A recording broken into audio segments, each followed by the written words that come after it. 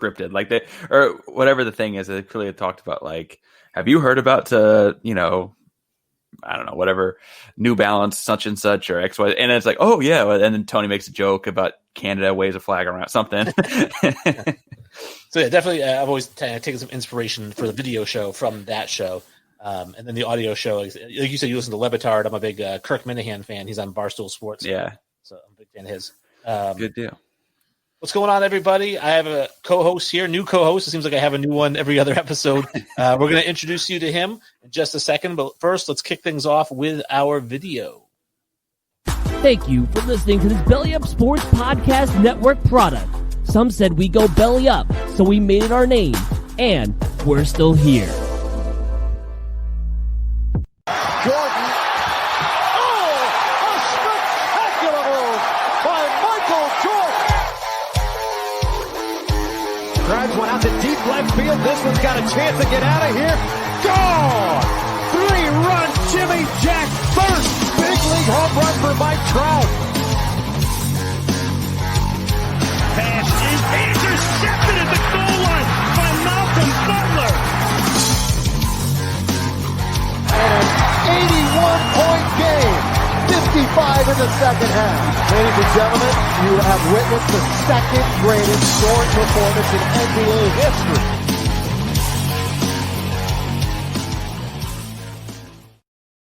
Welcome to Infinity Sports, everybody. I am Wasyne G. I am actually joined today by Parker Ainsworth. He is the head of the basketball writing department over at Belly Up Sports, and he has his own show, F&N Sports. Check that out. But Parker, I was curious if you wanted to talk a little bit about your show and kind of what that's about.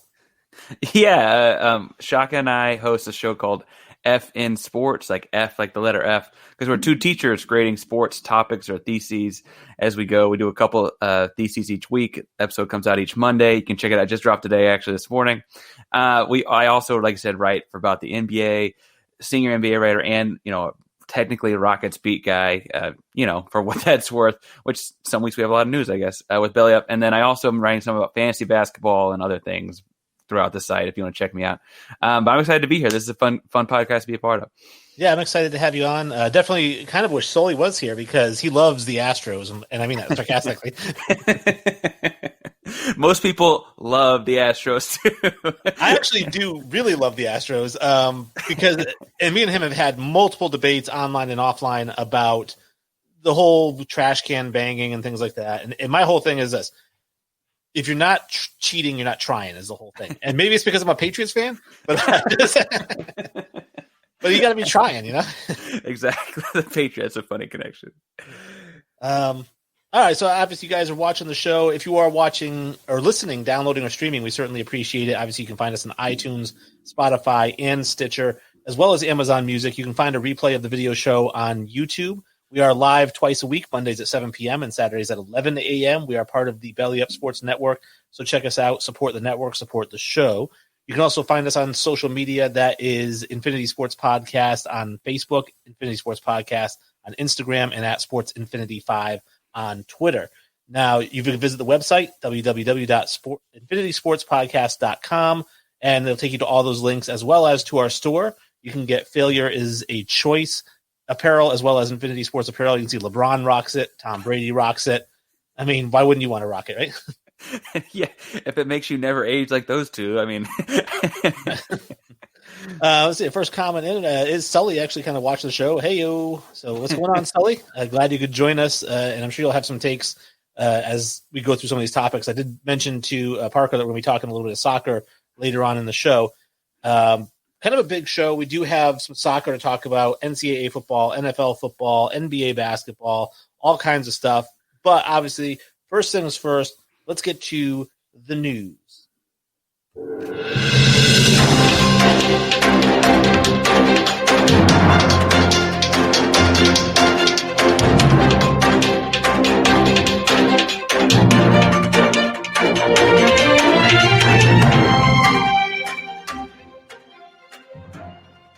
The news is brought to you by Invader Coffee. This is a big supporter of the network and the show as well. It is 100% organic, 100% air roasted. You have 100% money back guarantee if you purchase it. You don't like it. and it is veteran owned. So you enter the code belly up, you get 15% off your entire order, no matter how much you order. And I know Sully really enjoys his coffee. Parker, are you a coffee drinker? Have you tried this stuff? Coffee drinker, it's good stuff. I'll also shout out. So I was born in Houston, spent a lot of time growing up in Austin, and it's an Austin-owned company too. It's a cool group. Yeah. I don't drink coffee, so I just take you guys' word for it. I'm a diet soda guy. I'm like hooked on diet soda. First bit of news we have is soccer news. I mentioned it. FIFA, FC Barcelona, Lionel Messi. This has been going on for a little bit of time. They're kind of souring on the relationship, and now they're saying they're giving him an extra long vacation. He doesn't have to show up and practice with the team or play in their next game because he's quote unquote healing an ankle. And I'm curious, with the transfer window opening up on January 4th, if this is something where they're just looking to move him to PSG, which has been the long-standing rumor. Well, I think that makes a lot of sense because, I mean, why would you travel, especially in like a COVID 2020 time? Like, why are you bringing extra bodies around while you're on the road traveling if you're potentially going to dump them off in the near future? The PSG thing is fun because they're one of realistically only a handful of teams that could pay to get him, right? Yeah, well, that in the British Premier League, because there was talk about Manchester City a little while back. I guess they had a deal in place with Manchester City, but I think it just fell through for one reason or another. He didn't want to go there, or his dad, I think, is like his agent. His dad was like, "No, my son's not going there." But I think that he is keen to play at PSG, particularly because he'd be playing with Neymar, who was his teammate at FC Barcelona, Kylian Mbappe, one of the best young players in the country, and they're talking about bringing Dele Alli from the Tottenham Hotspurs, which would basically make PSG obviously a world powerhouse. Yeah, well, and they have a lot of fun faces. It's a big brand right now, and it, being like the face of French football, it'd be a fun team to follow. And Messi shares the ball a lot. That's more fun that way too. And while we're talking about soccer and huge soccer names, another name that might be on the move is Cristiano Ronaldo. It was reported recently that he is not happy about his name being mentioned with Manchester United, even though that's where he began his career. Manchester United and Juventus are possibly talking about moving Paul Pogba to Juventus, and they're very keen to get him. But it would involve Cristiano Ronaldo going back to the Premier League, back to Manchester United. And I don't think it's so much that he doesn't like Man U. I think it has more to do with the fact he doesn't like the idea of being traded after signing this big contract with Juventus.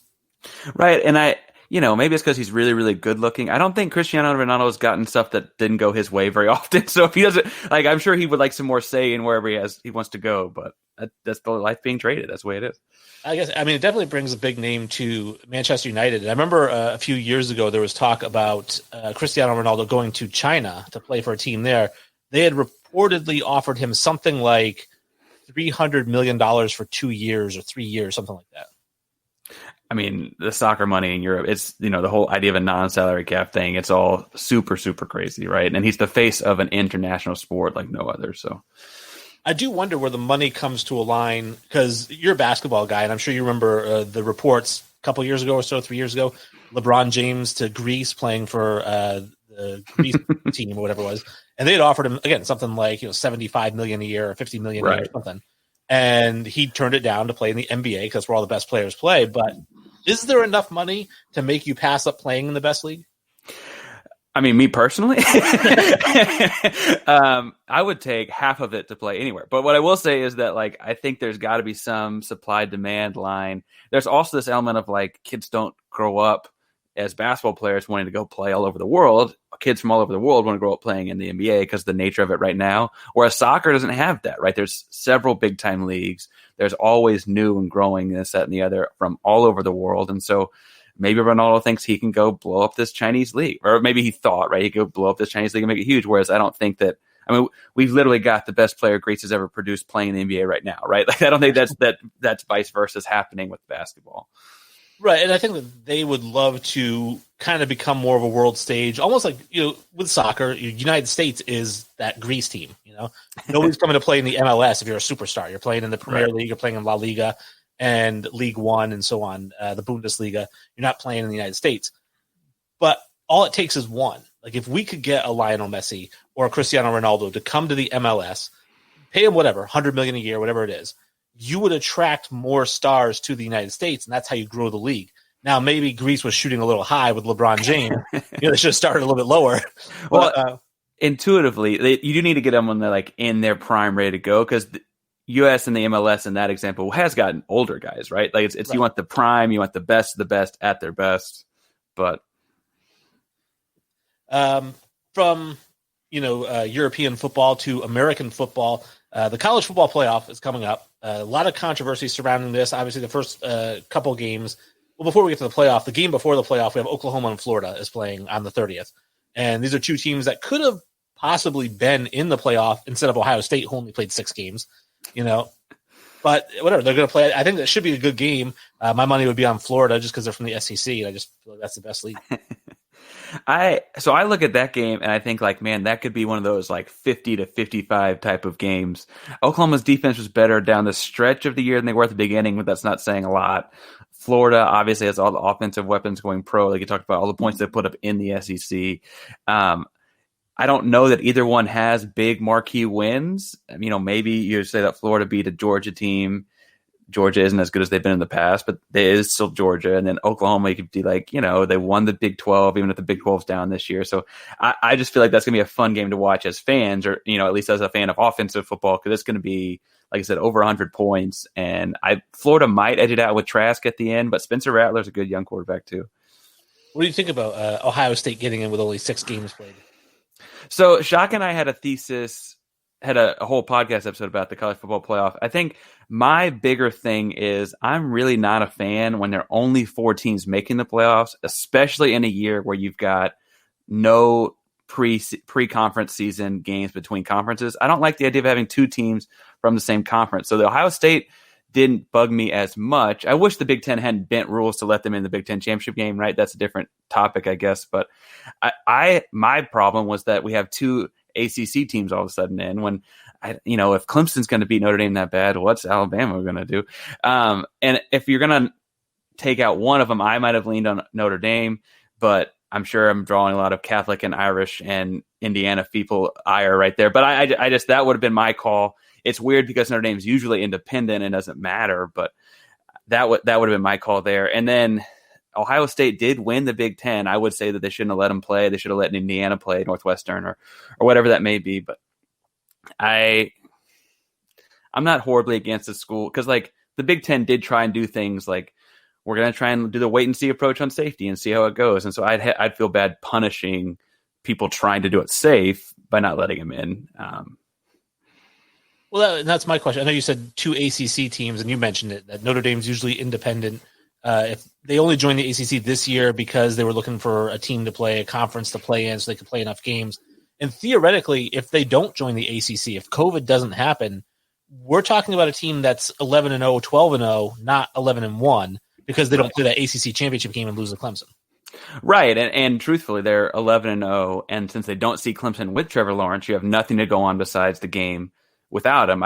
We got to see them playing with him too. The hypothetical is fair, and I think next year, I guess Ian Book's graduating off, but I think next year, you could very well have the same thing turn around when they go back to being independent. I also, Shock and I were on the train all year about which of the little schools. I would have loved to see a Cincinnati. Would have loved to see BYU. I guess lost the one game to Coastal Carolina, or Coastal Carolina.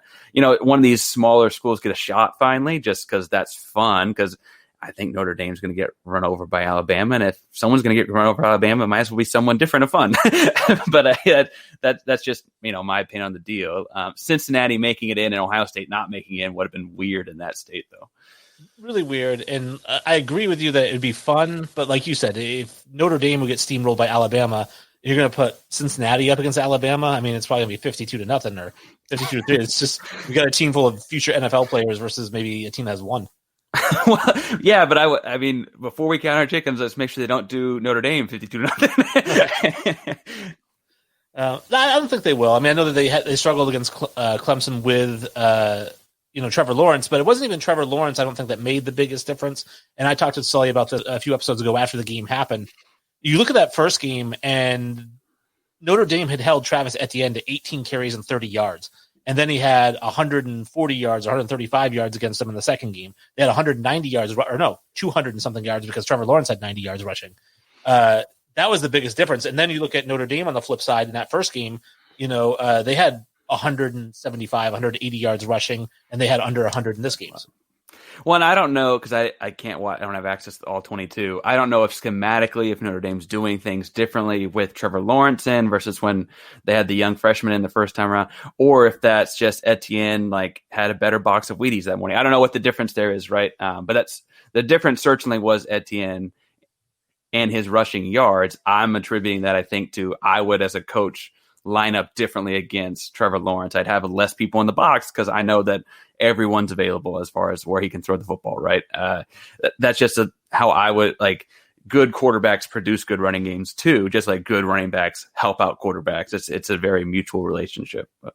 Well, and Sully's argument was that, what Trevor Lawrence really brought was his legs because Ujulele is more of a pocket passer. And so he threw for 440 yards against Notre Dame, but he doesn't really hurt you with his legs. So you can just drop back in the coverage. You don't have to worry about him taking off. Trevor Lawrence can run for 100 yards or 90 yards. So you always have to be aware of that as well. And that kind of throws.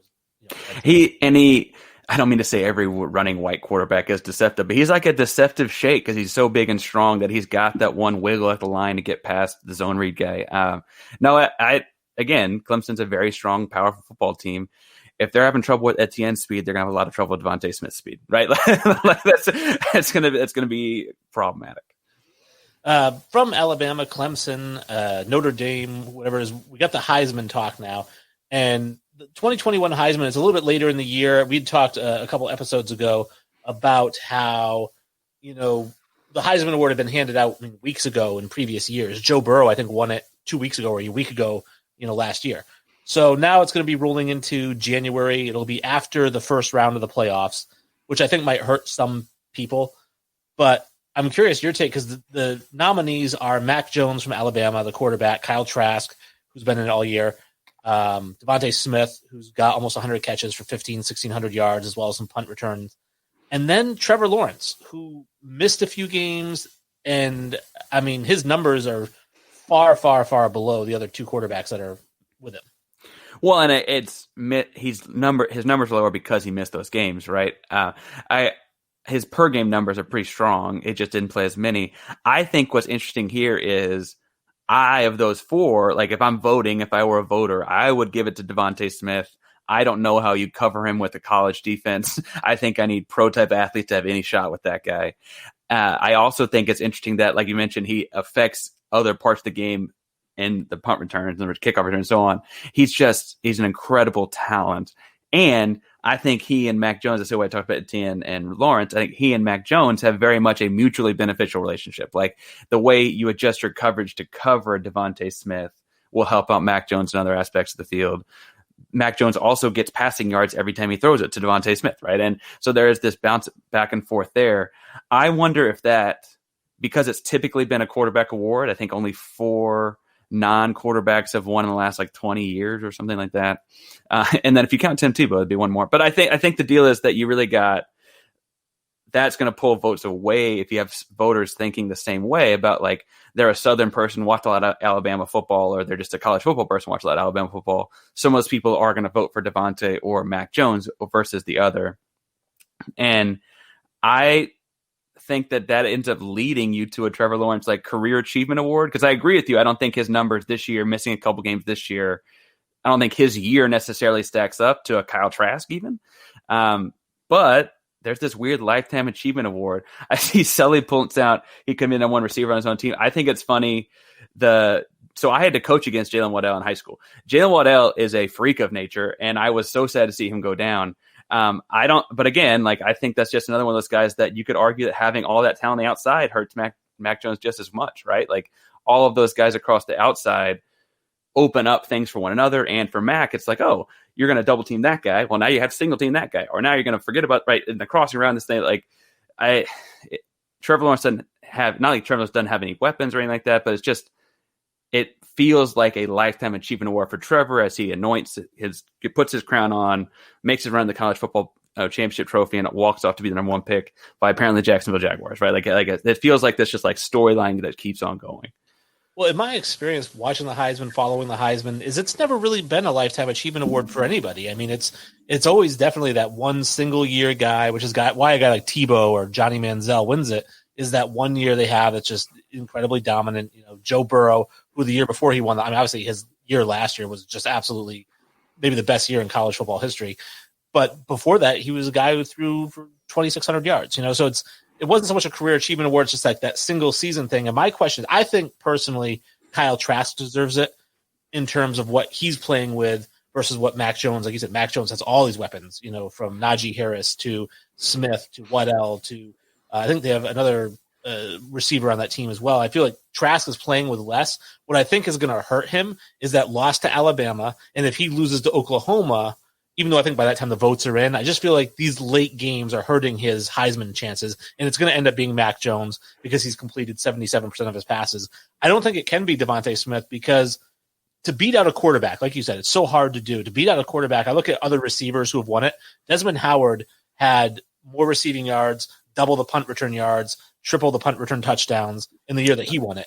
I mean, you just have to have such an amazing year as a receiver to beat out quarterbacks, I think. Running backs win it more often, and even when you're looking at running backs, you're looking at crazy statistical anomaly years. It's more so that I see him pulling, as someone who I would vote for, I see him pulling votes from Mac Jones than I think he has. I don't know that he necessarily has a real shot at it. But. Sully says, I can't imagine Jalen Waddle in high school, freak athlete. I mean, all this. He was in football and then in basketball. So I coached against him in both. Layup lines were a dunk contest. He was explosive. Well, I think we've all seen the highlights of Henry Ruggs, 360 dunks and things like that. I mean, those guys are just ridiculous. Yeah, they're not built the same. Kind of college-ish, kind of pro news. We have a couple NFL teams have reached out to Urban Meyer about head coaching vacancies. It's come out those teams are the Lions and the Jaguars. And apparently Urban Meyer's interested. He hasn't said no. He said he wants to think about it. He's taking until next week to make his decision. I don't know. What do you think about Urban Meyer as an NFL coach? I mean, he's a great recruiter, so any college should get this guy. But X's and O's wise, I mean, would he be a fit on an NFL sideline? I don't know. So what's funny about the Urban Meyer story is, as a Texas guy, like a University of Texas guy, I joke that if it weren't for that school, I don't exist because that's where my parents met. I have followed this because people in UT in Austin really thought they had a shot at signing him, and then it fell through very recently. Depending on who you listen to, some people would say, "Oh, he just couldn't get a staff together." Some people would say he was never coming. I might lean on that he was never coming. But anyway, people go back and forth on what they think of Urban coming to University of Texas. The pros, though, I think it's like you're saying, his offense at Ohio State, his offense at Florida, and even to some degree at Utah were all explosive in how many points they put up. They were, very productive, but not complex, like not the kind of thing that will throw off an NFL defensive coordinator. He just had the dudes. He had so many pros, even at Utah to some degree, right? People forget, he had Alex Smith for a minute there. The idea that you can go turn that into a pro offense would require also having the same talent gap. And you don't get to recruit in the pros the same way. I think he's losing, and going to pros, I think he's losing his biggest asset is whatever speech he gives, if you want to make sure he's not doing anything under the table, but whatever speech he gives, he goes to a 5-star recruit's home and says, I can turn you into a pro, and they're buying it and showing up to whatever campus he's at. You don't get to do that in the NFL. You have to draft just like everyone else, and you get 1 first-round pick, whereas as a college coach, you can get 20 first-round picks if you're good at recruiting, right? And so it's a different deal. Well, I also wonder if his offenses, because historically, like you said, Alex Smith at Utah, Tim Tebow at Florida, guys like Justin Fields at, Ohio State. I wonder if, he is just better at scheming for mobile quarterbacks, in which case Jacksonville taking Trevor Lawrence seems like it would be a good fit. But I don't know, could he scheme a pro-style offense with a true pocket passer with no mobility? I haven't seen him do it, so I don't want to say he can or can't. I will say it's like you're saying, I have not seen evidence of him doing it in the past, and so since I haven't seen evidence of him doing it in the past, I have a hard time believing or assuming he will. Again, like you said, all those guys you named, even the year he had 3 potential pro quarterbacks sitting there at Ohio State, and they won the whole thing because all 3 of them had to play. I mean, who else?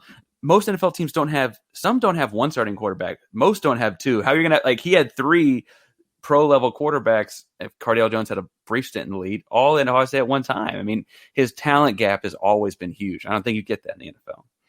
I was a big Braxton Miller fan. I'm kind of upset that he didn't, catch on somewhere. Well, he played a little wideout too, but he was again, that Ohio State team, Zeke Elliott, again, pro running back, that was a fun team. Michael Thomas came to Ohio State for a while there. I mean, Lots of guys. We have been trying to incorporate a few more games into the show, and it's fun to have Parker on here trying out a new game we haven't tried with Sully yet. But going around social media, if you're part of any sports groups, or even if you're not, you'll see things pop up where it says start, bench, cut. And it's obviously very similar to the game we all play, F, Marry, Kill, right? And it's the same idea, except we're doing it with professional athletes and whatnot. And with you being a basketball guy, the first one I wanted to throw out there, start, bench, cut, because I saw this one, and I actually think it's a tough one, is start, bench, cut, LeBron James, Kevin Durant, Larry Bird at the small forward position. Oof. Okay. What you're making me do there is you're inevitably cutting a Hall of Famer. I want to make sure I get that out there so don't get roasted too hard. I think I cut Bird, and I think I'm going to get roasted for that. I think I cut Bird, and I think I start LeBron, which means I bench Kevin Durant. I start LeBron because I'm not bound to playing him at small forward, right? He can play really in small ball play right now. He can play any of the 5 positions, but he's certainly a 1 through 4 kind of guy. Even when he was at the Heatles, I assume I'm getting the best version of all these guys because the best version of Durant we saw was a 2-time Finals MVP, and the Warriors are kind of wrecking basketball. Larry Bird's great, and I don't mean to disparage Larry Bird. He just kind of came in third there to me. I don't. That's a rough. Making someone cut a Hall of Famer is a rough way to start this, man. Well, and that's what I like about these games, and particularly that one, because it is a tough one. And I thought about it, and I agree. LeBron James is a starter. To me, he's the 3rd best basketball player in the history of the game, and so you have to have him there. I actually have Larry Bird on the bench, and I'm cutting Durant. And the reason that I'm going with Bird is just the versatility that he offers in terms of passing and rebounding, which Durant doesn't. I mean, neither one of them is a great defender. Neither one of them is a horrible defender, but just both of them can score. Both of them have the great 3-point shot. And if anything, if you remember, or if not, I'm not sure, Larry Bird actually played within the 3-point line was a foot longer, a foot deeper? Further back, yeah. So, and to your point, Larry and LeBron are a lot more alike than Durant and LeBron as far as how they dish the ball out and rebound. They fill a stat sheet. So maybe your team has more uniformity of it. I don't know. Yeah. But I've always liked that because the Durant versus Bird argument is where I got the idea for this 3P or the 3-person thing, because it is close. I mean, Durant is a phenomenal scorer. He's unguardable in terms of his jump shot because he's so long and he can get it off over anybody. But I just don't think people say he's the most versatile scorer of all time. I completely disagree with that. I think it's Carmelo Anthony that I've seen in terms of being able to post up, being able to shoot off the dribble, being able to get to the rack and finish. I mean, Durant's just a shooter to me. I don't think he does much more to shoot. There's being a jack of all trades. Durant is not a jack of all trades. He is really, really good at his 3 trades, and you can't stop his 3, right? He's that tall, that long, with that good a jump shot. And so he doesn't need all of those other plethora of moves. He's just that good a scorer with what he's got. Whereas a Carmelo Anthony or any number of other players, but Carmelo is a great example of a guy that had so many moves in the bag that you didn't know what was coming. You can know what's coming with Durant, it just doesn't matter. It's like Mariano Rivera in The Splitter, right? Exactly. Play the inner Sandman. All right, another basketball one for you. This is a big man challenge. And the start bench cut on this one is going to be Bill Russell, Wilt Chamberlain, Kareem Abdul-Jabbar. Again, you're going to have to cut a Hall of Famer. So it's just the way that these work out. But obviously, 3 of the best big men of all time. I'll get into that. I don't necessarily think so. But out of those 3, how are you playing it? So I probably start Kareem, whether it's longevity and him playing 20 years or even how good he was in the last couple years the Lakers there. I also have an actor from the movie Airplane. That's good. And then I probably pull off the bench Bill Russell. And it's weird to think about Bill Russell as an off-the-bench role type of guy because when has he ever been on the bench in anything? But if you think of an off-the-bench kind of guy, come in and play a lot of great defense, he can come in and do everything, which just means I benched the guy who scored more points in the game than anyone else and has more rebounds in the game than anyone else and has all these bajillion of records that Wilt Chamberlain does. Again, you're cutting a Hall of Famer. I guess I figure that, there are lots of different ways to score and I can find ways to make up points and I can't necessarily replace what Kareem and Bill Russell do. And if the game's cutting Hall of Famer, I guess I'm cutting Wilt Chamberlain. That's just ridiculous. That's just that I cut Wilt Chamberlain, so I don't know what I'm doing there. Well, and this is where it gets interesting with me because, again, I know you're a big basketball guy. To me, I'm starting Wilt Chamberlain. He's my starter. And the reason for that is I actually have Wilt Chamberlain as the greatest basketball player ever above Michael Jordan. I have Jordan at 2.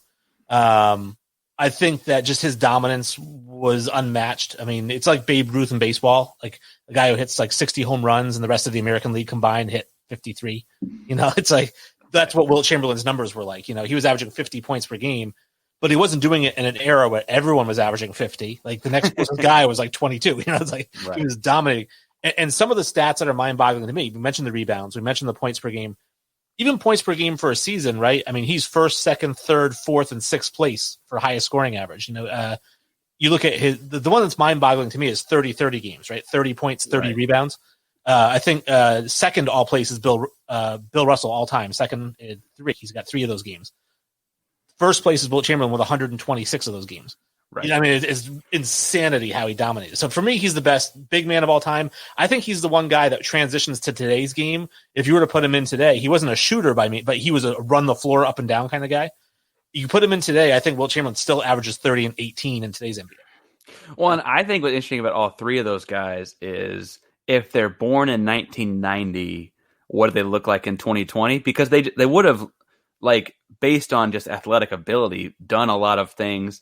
The touch of Kareem makes me think he could shoot if you asked him to. The only knock I've ever heard on Wilt, because in the 100-point game he makes them all, is the free throws thing, right? And so I don't know how that adjusts or if that's just difference and like he never had to worry about it or whatever. But Wilt Chamberlain's rebound record, to me, he had 55 in a game, and with the pace of play being as slow as it was, that feels like it must have been every missed shot. I know it wasn't actually every missed shot, but it feels like it must have in the gym felt like he had every missed shot was Wilt Chamberlain's, which is just nuts. Well, the big thing and the knock on the rebounds is that in his era, I think guys shot something like 41% versus nowadays where they shoot like 49%, a lot fewer missed shots now to rebound. But anyway, like I said, I'm starting Wilt. I'm benching Kareem Abdul-Jabbar and I'm cutting Bill Russell. And you're going to be surprised because I'm from New England. Bill Russell's the most overrated NBA basketball player of all time. Ooh. He is a glorified Dennis Rodman. He could rebound and he could play defense, and that's it. Nothing else. But see, if I get a technical throughout the game, he can also coach the team. That's fat. So you're a New Englander that would cut Bill Russell. That's fat. I assumed you were the New Englander that was going to like spurn the Kareem Abdul-Jabbar and the Lakers and the what. Like I assumed that was coming. Interesting. Okay. We had to do a whole other podcast on Bill Russell now sometime. Yeah. Going into another sport, football, this came up a little while back because we're talking about DK Metcalf and how he's not Megatron, whatever. So if you're doing start, bench, cut, Megatron, Jerry Rice, Randy Moss. Okay, these are all going to be hard ones. But yeah, again, I would assume that I don't think Megatron's close to being eligible, but I assume you're cutting a Hall of Famer and doing this too. Oof.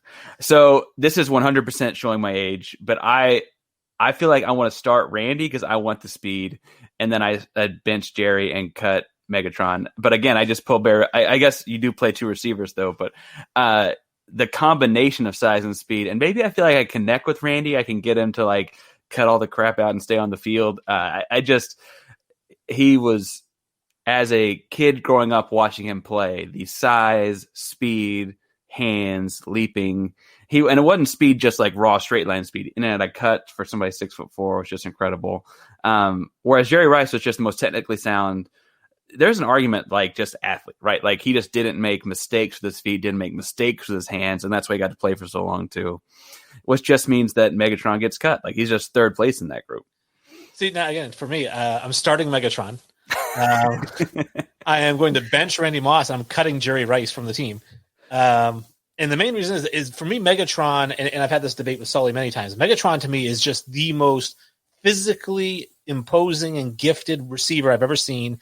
Randy does have that speed. He's 6'4". Megatron's 6'6", and he ran like a 4.29 at the combine. He's got like a 45-inch vertical. I think Sports Science did a thing where they said that he can catch any ball within a 40-yard radius of where he is, which is just ridiculous.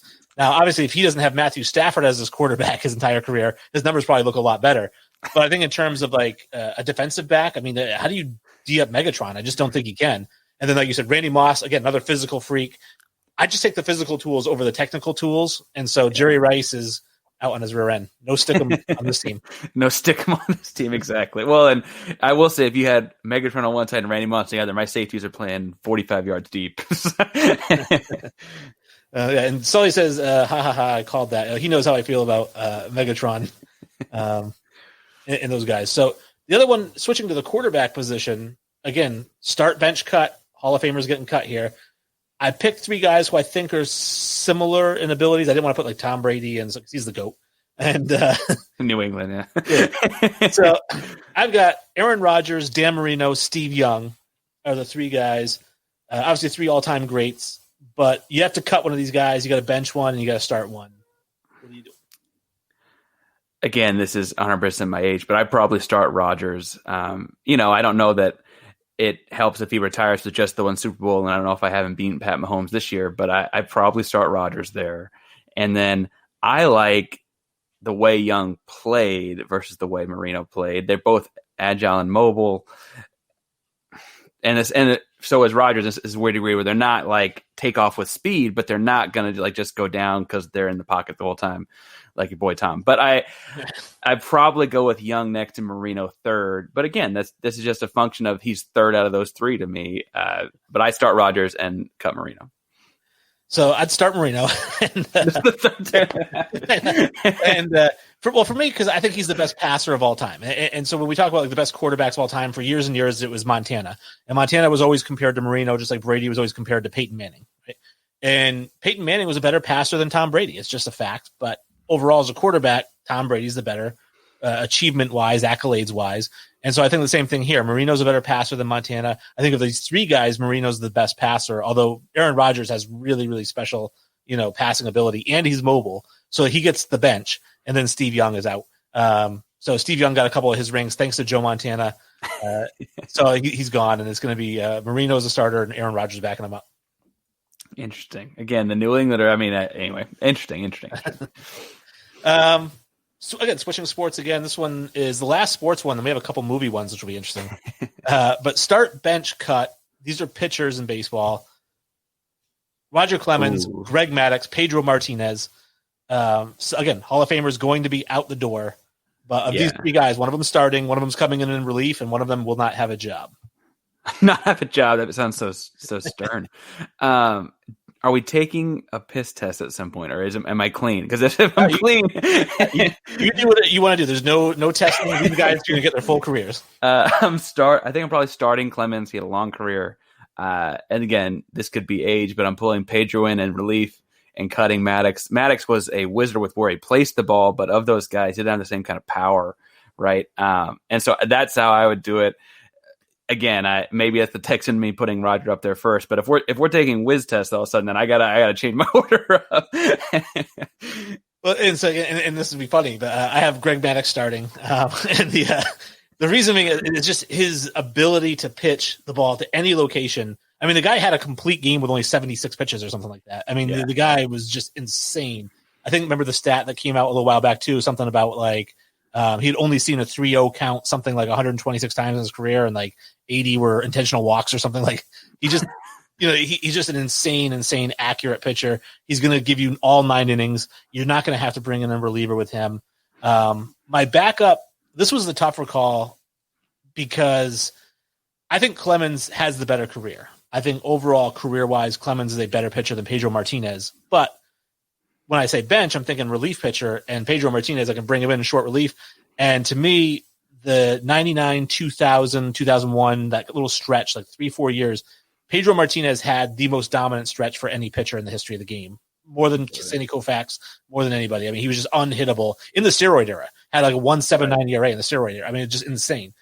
So then, of course, Clemens is out. But I do think that of the three of them, Clemens is the best pitcher. If you say, hey, rate your all-time pitchers, Clemens is number one on that list.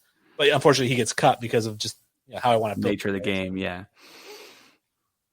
So the movie ones, we're starting off with basketball movies because you're a basketball guy. And again, you're going to start one, you're going to bench one, and one of these is getting thrown out the door. But these to me are three of, if not the three, best basketball movies of all time. And I'm going to have you rank them here, I guess. Hoosiers, Blue Chips, White Men Can't Jump. One of these movies is out the door. That's funny.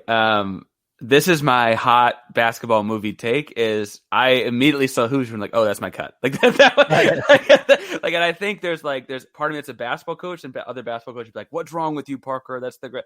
And then there's part of me that's like, I don't know, but I cut Hoosiers very quickly, and I think I start White Men Can't Jump, which means the Blue Chips is my bench player there. I'm not a big Hoosiers guy, and I am a big basketball guy. Like I said, I also coach basketball, and I also watch a lot, and I write about it. It's never been my movie. I don't know if it's that, it's a little old school for me, or the free throw versus the basket. That's a little cheesy for me. The kids know how far away the free throw line is. I don't know. It's not my jam. So that's the easiest one for me today, which of course means you're going to put it first. I thought about putting it first, really, because for me, I look at it as a movie guy more so than a basketball guy. And in terms of those three movies, that one had the best acting, the best script, the best plot, the best played out performances. And so that's why it's tough for me to cut it. Although White Men Can't Jump for me is neck and neck with Hoosiers for the best basketball movie of all time. I think those two movies are 1 and 2, whichever order you put them in. So White Men Can't Jump is actually going to get my start here. Hoosiers is going to get the bench, and Blue Chips is going to get cut. Even though I saw Blue Chips on opening night in 1994, I was so psyched. I went home and I played basketball video games for the rest of the night. I couldn't sleep. I was so excited, especially because Shaquille O'Neal was my favorite player at that time. Right. But actually, I don't know if you. So we had Silk Kozart on the show. He plays Slick, the guy that introduces Shaquille O'Neal to Nick Nolte. Okay. And so that was cool to have him. He was also in White Men Can't Jump. He's the guy, Robert, at the Watts, when they go to the Watts. And so he was on the show, and he talked about both those movies. But no, so I go White Men Can't Jump 1, and I'm going to go with Hoosiers 2. This one's just going to be movies. This will be the last one we have of these, so not sports-related, but Braveheart, A Few Good Men, Shawshank Redemption. Gotcha. So I probably go Braveheart, then Shawshank. But again, frankly, with movies like that, I don't watch those movies like rewatch. So it's been like years since I've seen any of them. Just as far as like the combat type movies go, I thought with Braveheart, the deal was it was different than most. Like the military movies kind of get not overrun. There's like a new one every couple years, right? And like Braveheart felt different to me as many years as it's been now, and maybe that's because I was young and impressionable. But it felt different to me than your average like, hero in a war, hero in a battle, hero in a fight. So I'd stick with Braveheart, I think. And then Shawshank, yeah. Yeah, Braveheart's a can't miss in sense that, Braveheart, it's an action movie, it's a drama movie, but it also has some comedy in it, and it's really well done. 5 Academy Awards, right? Best director, best picture, best actor, all, same person basically. But for me, I actually went with starting Shawshank Redemption and A Few Good Men off the bench, and then I'm cutting Braveheart. And the only reason I'm cutting Braveheart is, like you said, the rewatchability. Braveheart's a 3.5, 4 hour movie. It's a really long movie. Back in the VHS days, anybody remembers those? It came in 2 VHSs. You had to put in tape 1 and then tape 2, and it was done. So it's kind of long, and there are parts of it that really drag out a little bit. And I feel like A Few Good Men and Shawshank are fast paced enough that there really are no parts that lag. And so if I'm going to have to be on a desert island and these are only 2 movies I might get to watch, it's those 2, and Braveheart kind of gets thrown out in the ocean. And so we got NBA news is the next section that we have going on here. The first bit of NBA news that I have here, let me just go through my notes, is, Fat James Harden. That guy. Fat James Harden makes his debut, and he gets 44 points and 17 assists in the game. And it's starting to look like, maybe the weight doesn't matter. I mean, he did have the game-ending turnover, and so maybe it matters there. I don't know. I will say I think he's always been a guy that is not in the best shape at the start of the season and is deceptively going to get quicker and faster over the course of it and then run out of gas. And there's been, as a fan, times where you're like, man, if he would just have been in shape at the start, the year he was probably in the best shape at the start was the 17-18 year when they reeled off a bunch of wins to start the year and had Chris Paul, Capella, and Hay combined for like 55 wins and only 7 losses when the 3 of them were healthy and whatever. But I will say that it's nice to, as a Texan, that he's caring so much about stimulating the local economy there in Houston by spending individual dollar bills for people to take home. It's non-taxed, right? He's doing a great thing there. And I think that what it's a reminder of is everyone's been so focused for him in the last 6 weeks about what his problems are off the floor when he doesn't want to be in Houston. I don't know if we ever talk him into wanting to stay, right? But the problems that he has off the floor not wanting to be there, that people kind of forgot. He's led the league in points per game for a long time. He led the league in assists 2 or 3 times in the last 6 years. He's been top 3 in MVP voting for the last 6 years. And the conversation had gotten away from that because of the antics and because of the social media, him getting caught on people's Instagrams and strip clubs and stuff like that. And I think it's interesting that, now it's like, oh yeah, he can really ball. And like today we found out that Brooklyn's going to be without Spencer Dinwiddie this year. And it's like, ooh, does that change? Do they need him more all of a sudden? Or, you get to mid-season, you got Milwaukee and they're like in 4th place in the East. And like, oh man, like, do we need another dude? And he can get you 44 and 17. I think the other thing that is funny to me about him is that he had 44 and 17 and then had a turnover at the end of the game. And I can objectively sit there and watch the game and be like, hey, he's the only reason they got to overtime. There's no John Wall, no Boogie. Christian Wood had a good game, but if he's not him, they don't get that far. I can also objectively watch that game and be like, PJ Tucker's in the wrong place at the end. That's why the turnover happened, is if PJ Tucker's in the corner, he's kicking it to Tucker for a make or miss 3 to see if they win the game. And I can also rationalize, like, it's the first game in Silas's system, and I can take that play that Silas ran with Dallas last year to get Kleba in the corner with Porzingis up top where Wood was, and so on. I also know that, like, I kind of had a bad feeling when it was a 1-possession game in overtime, and he'd already played 40-something minutes. He's been our guy for 8 years, and that's what we're going to do. And every team, in the NBA has got their guy, but I'm anxious to see what that does. Does he have? So tonight they play Denver in about an hour. Does he have another 35-point night against Denver? There's still no John Wall, still no Boogie. That you're going to have to put a lot on him. We've talked about the Rockets for a long time. I'm anxious to hear what you have to say, because Boston's one of it seems like a bajillion teams on his list, but it doesn't sound like Boston fans necessarily want to give up all the stuff it's going to take to get in that 44 and 17. Well, I'm going to say something now that's going to make some of the previous things we've talked about make a lot of sense. I'm a Lakers fan. The New Englander, okay, the takes are making more sense now. Which may make more sense why I kicked Bill Russell to the curb. But I'm a Lakers fan, and so for me, I do watch Boston objectively. Obviously, I dislike them from a competitive standpoint, but I don't hate them. I like to see them do well. I'm a huge Brad Stevens fan. I think he is the second best coach in the NBA behind Popovich. I do have him ahead of Spoelstra despite what happened in the Eastern Conference Finals last year. I would be interested to see how James Harden would do with Brad Stevens, because Brad Stevens is a college coach and he still coaches like a college coach, and he's been fortunate enough to have college-type players on his team. And the one diva that he had, Kyrie Irving, did not work out well. And if Kyrie Irving didn't work out, James Harden's a super diva. And so I really don't see that relationship working. And plus, I don't know how you're taking away points for, Jaylen Brown would probably have to be involved in the trade. They're not going to trade Tatum, right? So Brown's gone. Harden fills that role. I don't know. I think it stunts Tatum's growth because he's becoming the star of that team. And so to take away that and make somebody else the star, I don't know. It hurts in a lot of reasons. It's interesting because Boston's a team that's been in the Eastern Conference Finals like 3 of the last 4 years, I think. But you also, it's like you're saying, even though they've been competitive and good in the present tense, or are competitive and good in the present tense, they're really a future team. Kind of the same way Dallas is really a future team. Kind of the same way that, like, Bam Adebayo in Miami, like, yeah, Jimmy's 30, but the rest of that team's kind of a future team, right?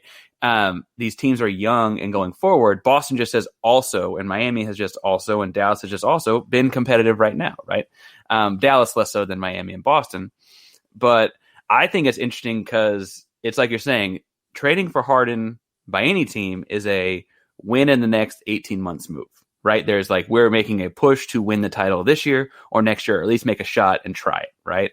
And Boston, if they didn't make that move, is probably looking pretty good for the 2 or 3 titles after that, if they don't look good between now and then, right? And I don't know. I just think it's interesting that once he plays a game, he finally got out there and played.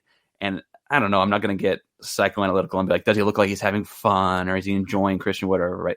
But he goes out there and balls 44-17, and everyone's like, oh man, he's still really good, right? Like we had kind of forgotten that in all the mess, because it was a mess, and all of the mess that had happened since then. Now, you brought it up, and I have an image here of obviously James Harden at the strip club, along with Dwayne Haskins, who got cut today by the Washington football team. They released Dwayne Haskins today after his whole stint, and James Harden. And it got me wondering, what is the deal with strip clubs? I mean, Lou Williams got kicked out of the bubble, or he had to wait 2 weeks because he went to a strip club while he was out for a day. I mean, these guys, what is the appeal? I know there's naked women there, but you can see that stuff for free online. Yeah. I could sit here and make more jokes about stimulating the local economy and how it's a really, really great thing for these towns. I think that's just the deal is that, these are, I guess Lou Williams is a little bit older, but these are well-to-do, not tied down men in their 20s that like enjoy going out. And like Harden made a real big push. I thought it was so funny. And again, I enjoy watching him play basketball. I think I'm in the minority of people in that.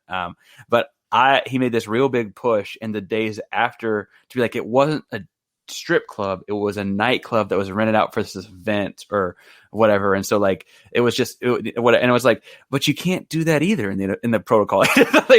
like you're clarifying to say you also still broke the rule. And so, but he had obviously the clubs the nights before during, and it was supposed to be a training camp. So it's very similar to me. I think the interesting thing is that Lou Williams gets a 10-day whatever. He has to quarantine before he gets back to the bubble. And Dwayne Haskins is not on the team today, right? As of this afternoon, he's not on the team. James Harden was a top 3 MVP voting 5 of the last 6 years. He got $50,000 fine. We're going to keep moving. If you're good enough, especially in the leagues that are hurting for TV money after the COVID pandemic, everything's a business. Like they need him on televised games, and so like they actually didn't move the Oklahoma City game because of him. There was a COVID outbreak separate from him within the team, but like they weren't going to lose that TV money. They need him to play. Adam Silver's not dumb. I don't know why, though. I'm diverging off the question. The idea of like why these guys have to go to the strip, outside of being dudes making a lot of money with no ties in their 20s. I'm like you. There are better ways to spend money and time, and it doesn't mean you have to like not talk to women. Like I don't know what the deal is. And the only thing I could think of is that maybe growing up or whatever it is, like that's like a place that you could meet somebody easy. And I don't mean to disrespect women who work at those establishments, but I think that maybe that's what they're thinking. They go there, they have lots of money, they flash around. They can bring one of those girls home with them. But I'm like, you could just hire an escort, and she'd be a lot more discreet. Less likely You're going to find out about it. Yeah. Well, and especially the Dwayne Haskins issue, like, Lou Will was picking up wings or whatever, right? Yeah. And James Harden has his MVP caliber. He knows he's untouchable, and he doesn't want to play in Houston. So if they suspend him, like, big deal, right? Dwayne Haskins is fighting for a job. like you don't have this luxury. So I don't know. I will say it's interesting that also culturally, like, you and I or whoever else is in their 20s and not some big stud pro athlete goes to one of these establishments, and we get treated way differently. There's a different, once you pass that financial threshold, whether it's the clothes you wear or you're clearly an NBA basketball player because you're 6'12" or whatever, like all of a sudden you get treated a little bit differently. And, I don't know what that's like. So I don't want to sit here and be like, I would never do that because I wasn't that, but it doesn't make much sense to me. So I can think, I don't think I would, but right. Another video that emerged recently was Steph Curry shooting jump shots for 5 minutes straight, didn't miss a shot. I think he's had 105 straight 3-pointers. And this is the kind of stuff, this kind of story comes out really a couple times a year, 3 times a year. Some NBA guy, whoever it is shooting.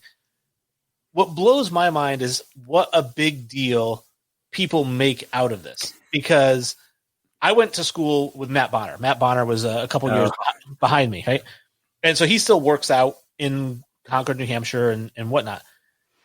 You don't have to understand, these guys can shoot like that. Like, I am not an NBA player. I consider myself a very good, or in my younger days, a very good basketball player. I have made 40 or 50 straight 3-pointers, in the gym with nobody guarding me, just kind of shooting around. So why wouldn't Steph Curry be able to make 105 in a row? Well, and I played at good high school basketball team. It wasn't good because I was on it, but I've made 15 or 20, and I wasn't shooting was not my thing. So I think it's funny to say that like guys that spend that much time in the gym can make a lot of jump shots. I also think it's funny that like what really happens here is just pro shooters, much like we talked about pro receivers, or people are just built differently. Pro shooters just do this differently. Like Clay, there could be a video of Clay or Dame or Seth Curry, Duncan Robinson, Joe Harris, JJ Redick, Buddy Hield, like any number of other shooters could also have this video out. Because the Warriors are not doing so great this year, people think they might have a rough year, even if Steph is back. It's like, oh, but look at this cool Steph Curry thing.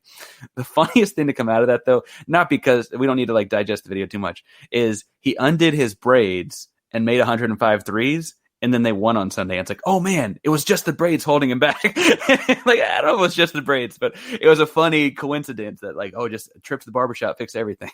Well, that's just sports in general. If you remember the movie Bull Durham, right? When Kevin Costner tells Susan Sarandon, he goes, if you think you're pitching well because you're breathing out of a certain eyelid or whatever it is, and you are, and you ride that train until Completely. It's done. Yeah. Yeah. Well, and now Steph's never going to get braids again, right? On that logic, he'll never braid his hair again. All right, another NBA story, 51-point win. The Mavericks beat the Clippers. And, I'm curious to get your take on this because it was 77-27 at halftime or something like that. I mean, this was an absolute rout. It's the NBA. I'm not going to put a lot into like the records, like, 2-1, you lose your first game, whatever. It doesn't matter. It's a 72-game season. But, I mean, that is a beatdown, especially, of a team like the Clippers, which is supposed to be winning the West this year, maybe over the Lakers, to lose by 50. I mean, without Kawhi Leonard, he wasn't going to score 50, though. Well, and my take is that even if like Kawhi affects a lot of things in the game, he's not a plus 50 guy. He might be a plus 20 guy. He's not a plus 50 guy, and certainly not a plus 50 and a half of basketball guy. This is funny because there are two teams I kind of enjoy clowning on a little bit. As much as I love watching Luka Doncic play basketball, the Mavs are fun to clown on here in Texas. And then the Clippers are always fun because they think they're better than the Clippers. The Clippers are still the Clippers, right? I looked at this like stats in that game and couldn't really believe what was happening. Thought there might need to be a typo somewhere, some sort of a stat correction fix. 77 points and a half is not crazy in modern basketball. You see people break 70 about once a week, and when the Warriors were like on the 73-9, they were doing it maybe twice a week, right? This idea that you scored 27 and a quarter is not great anymore, right? Like 27 and a quarter is like, ooh, that was not our best quarter. 27 and a half against the Dallas Mavericks defense. And I'm not saying Dallas didn't get better. I'm sure we'll find out at the end of the year they got a lot better on defense. A year ago, the Dallas defense was like bottom tier of the league, right? And so it's not, and they didn't have KP in the middle. So it's not like you had some 7-3 guy to get over the top of. Just the bigger Boban, and I can't figure out what they're doing. And all of that said, right, Dallas defense not being very good and whatnot. What worries me is the next day and the night after press conference out of Paul George, he's like, "Oh, you know what happens," and it's like, man, after what happened to y'all 2 months ago, you can't be like that. You can't say, "Oh, it happened." Like I'm not saying you got to throw guys under the bus. I'm not saying you got to throw a new coach under the bus. But just saying, it happens. Like, we'll be better. We'll learn from it. Like, man, you learn from a loss. You got embarrassed. Like, it's a whole different deal. And that struck me as worrisome as being down 50 at half. Like, being like, oh, it's just a thing that happens. Like, no, it really isn't. It's literally historic. It literally isn't something that just happens. Well, and as a player myself, the things that I've always looked at is, like, I'm a shooter. If my shot's not going down, I have to look at other ways to affect the game. I have to play tougher defense. I have to box out better and get more rebounds. Whatever it is. When you lose a game by 50, you can't even say, well, we had a bad shooting night and a bad defensive night at the same time. Well, and, again, if you had 27 and a quarter, that's a below average shooting. I guess maybe around average. So you're not having a great night. The Clippers are a good team, so you'd think they'd break 30. If you had, if you were down 20 or 30 at the end of the game, like, man, we really got beat up pretty bad tonight. But being down 20 at a quarter and 50 at a half, like that's different than just, we didn't really come to play today. Like, you didn't know there was a game on the schedule. Like, it wasn't like you showed up late. You just didn't show up. Now, the last bit of basketball news I wanted to go over, I'm going to skip over the Zion stuff, but going to the Pacers, who beat the Celtics 108-107. My question for you was not so much about the game itself, but more so about Sabonis, who very similar to his dad. And when his dad was younger, we didn't get to see him play when he was younger in the NBA because he got here he did the MLS thing and came here when he was old. Right. But, Sabonis, look at the first 3 games he had. I mean, I have it written, 32, 13, and 5, 22, 10, and 11, 19, 10, and 5. He reminds me a lot of Jokic. And I'm curious, as a basketball guy yourself, what separates him? And are they the same, or is Jokic better? What makes him better? So I think at this point, what makes them, obviously Sabonis had really good first 3 games. The initial thought that to my head that makes it better is it's Jokic done this for a lot more than a week, right? Like Jokic has done this for the better part of his career. And even when he's been in his worst physical shape, he's always been brilliant at passing the basketball. I think the funny quote from the bubble was when he lost all that weight right before the bubble, he was like, yeah, but I'm still a chubby little point guard in my heart or something. That's still what he is. And it's someone who's been a former chubby guard. I can relate to that. But I think that when I see Sabonis' name, I obviously still go to his dad, like you say, and Sabonis' game is the precursor to the modern Jokic, right? The way that if you go back and watch Soviet tapes, I guess, you trust Soviet tapes as much as you want, but you have old Soviet tapes of Sabonis being this wizard passing the basketball, and Jokic is a point center in that sense right now too, right? And, we had Joakim Noah was a good passer, but it wasn't the same, right? And you had KG was a good distributor as a power forward, but it really wasn't the same, right? And there was a quadruple double game, or he was 2 blocks away from quadruple double or something when Tim Duncan was in the finals. But Tim Duncan really wasn't the same. Jokic is a true point guard with the ball feeling kind of guy.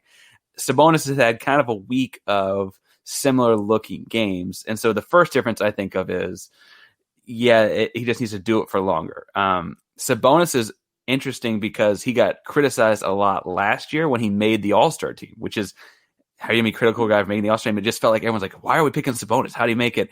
And now he's played for an All-Star for a week. He's played like an All-Star for a week, and it feels much more like he ought to be there again. Or I guess they're not going to play a game, but named to the team in March. As if I saw a full month of this, I'd put them a lot more in the same playing field. But, even in Jokic's game against the Clippers on Christmas Day, Jokic looks brilliant still. He looked brilliant a year ago and 2 years ago. In the belly up thing, I think I picked him as my potential MVP candidate because he played so well in the bubble. I think he can really ride that momentum. And so I think the gap there is just that, as a guy does it more often and is more consistent with this offensive side of the game, I tend to hedge Jokic as a much better player. But if Sabonis is doing this still every game in 2 months, I'm going to look like an idiot. So that's just the balance there. For time restraint reasons, we're actually going to just talk about maybe one NFL news topic, which is I wanted to get your take on this. I know you're more of a basketball guy, but the topic is Tua Tagovailoa, right? Who the Miami Dolphins, for the second time now, have benched him in the fourth quarter for Ryan Fitzpatrick. And the first time they lost the game because Fitzpatrick threw an interception. This time they win the game because Fitzpatrick throws a bomb. But my question for you is, I don't like this. I don't like putting him in, pulling him out, putting him in, pulling him out. He's either your quarterback or he isn't. You can't be like, hey, he's just not our quarterback in crunch time. So it's interesting because it's certainly something I've never seen done before. This idea that you have a relief pitcher or a closer. We joked about Mariano Rivera earlier, that you have a quarterback like that as well. Because in football, it's if you're going to play better than in the fourth quarter, you probably also play better in the first 3. It's not quite the same. I don't like it as I don't think I could do it as a coach. If I thought this kid was better, I'd play him. If I'm a fan and I think my team is better when this guy's in the field, I'm like, why aren't you playing that guy? I heard today on SportsCenter, again, I'm a teacher at home on winter break right now. What I heard today on SportsCenter that I thought was interesting is, what does that say about the control Flores must know he has in the locker room? Because they won on Sunday and that's fine. But he went out there and didn't win before. And no one was like, oh, what the heck's going on over there? The team was all like, Flores did what he did. We're going to keep going. And I hadn't thought about it like that before. And so I will say that I think it was Dominic Foxworth pointed out. I was like, oh, yeah, that's actually having played football myself and having, coached some football. I feel like that is an interesting take on it. But I really don't think I could do it as a coach or as a fan on my own team. If I thought a guy's better, I would just play him. And there didn't need to be this rush to play Tua this year, right? Like, he's just a rookie. If you didn't think he had the meetings over the summer, whatever, to be ready, like, don't play him. Well, and I think that's what it is like you said, if the guy's better, then play him the whole game. I think that Flores thinks that Fitzpatrick is better. And I think that it wasn't his decision to move on from Fitzpatrick and put Tua in. It was an upper management thing, even though they were doing fine. I mean, Fitzpatrick's, I think, was 6-2 or something like that. They were doing fine. But they made the switch because, like, hey, we want to put Tua in there. We drafted him with a 3rd overall pick. We think he's ready. And I think it was much to his chagrin. So I think that he's still trying to win games. Tua does at times not look like a guy who can win a game down the stretch because he doesn't throw a great deep ball yet. You know, he's elusive in the pocket, but he still throws a lot of short passes. The games that he plays, he'll be, 18 for 26 for 111 yards, and Fitzpatrick will go out there and throw for 370. So he's a better passing quarterback right now. But I think that, I don't know if Flores is trying to win games and be like, listen, my job is on the line here. I need to win. Or I'm just thinking, if your boss is saying you need to play the kid, I'd play the kid. I mean, the only thing I can think of is that maybe he thinks that's going to if they lose, then playing the kid looks like it was his decision. But now this just all looks like a mess. It's a mess. I also think it's interesting that, and a lot of their wins, it didn't seem to matter who was playing quarterback, right? They had a great defense. They're forcing turnovers. That's the other. In the couple of wins it has looked like it was the quarterback, it's been Ryan. There's not been a game where they won because of quarterback play and it was Tua. That's not to say Tua can't be the Trent Dilfer game management type or whatever when the defense is great, but Fitzpatrick has looked like, not just in Flores' eyes, like you're saying, like he has statistically and on the field looked like the better guy all year. It's just, a different situation. Well, that is our show. We loved having Parker here. Obviously, tune in to FN Sports. I know that anybody who loves their teachers, they're going to love hearing a teaching aspect of sports. I know that there's a lot of guys I would like to give an F to, like any from the Boston Celtics, as a Lakers fan. Clearly. But I really enjoyed having you on, and I really hope people check out the show because I thought you were great. Thanks, man. And thanks for having me. I feel like I talked your ear off a lot, but thanks for having me. It's a cool show. I miss Sully. Maybe he can come on some other time. I enjoyed having him in the chat. He's a funny guy. Now, at the end of the show, we like to throw it to Kenny Smith. He's got the whole saying, it's over, or this, it's over, when Vince Carter won the dunk contest. And so I wanted to throw it. So we always throw it to Kenny. And I was like, if you wanted to give it, you throw it to Kenny, we'll wrap it up. All right. What you got, Kenny? Oh, I had the volume down. It's over, ladies and gentlemen.